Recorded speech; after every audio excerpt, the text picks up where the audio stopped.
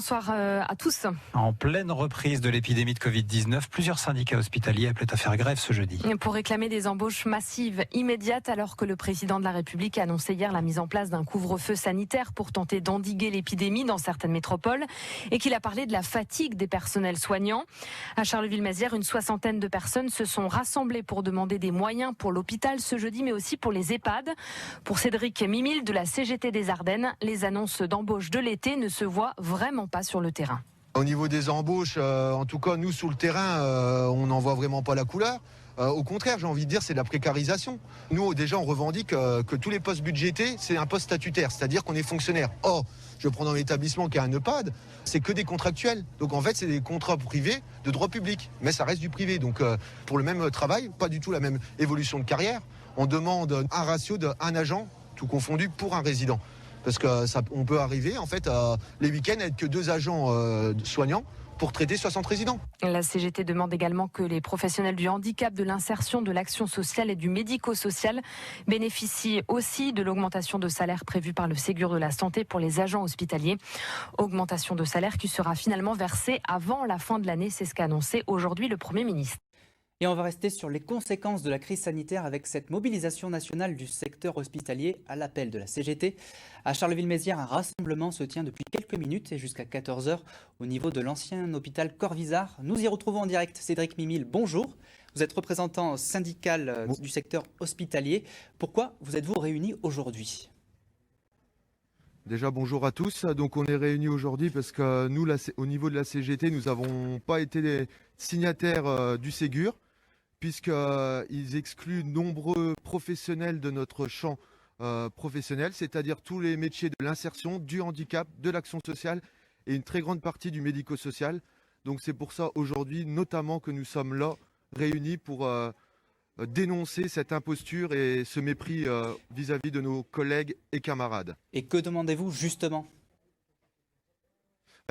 Justement, dans le cadre de la négociation, donc, il a été acté pour le personnel hospitalier et le médico-social travaillant dans les EHPAD publics.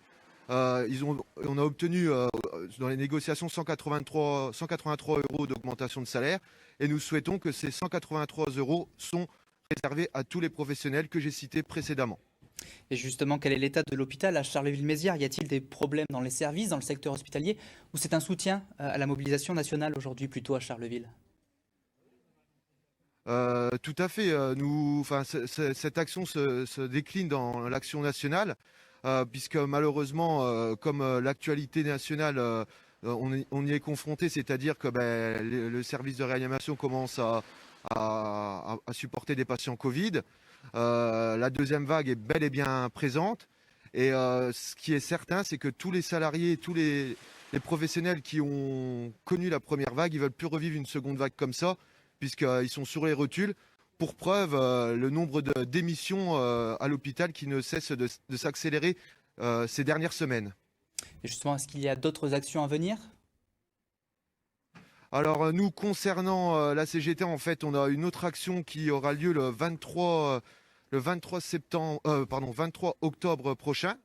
C'est concernant, en fait, c'est toujours un peu dans les revendications que nous apportons, c'est-à-dire que les CAPD, les commissions administratives paritaires départementales, qui est une instance qui représente les professionnels des petits établissements, notamment les EHPAD, ne se tient pas. Merci. Contrairement à la réglementation.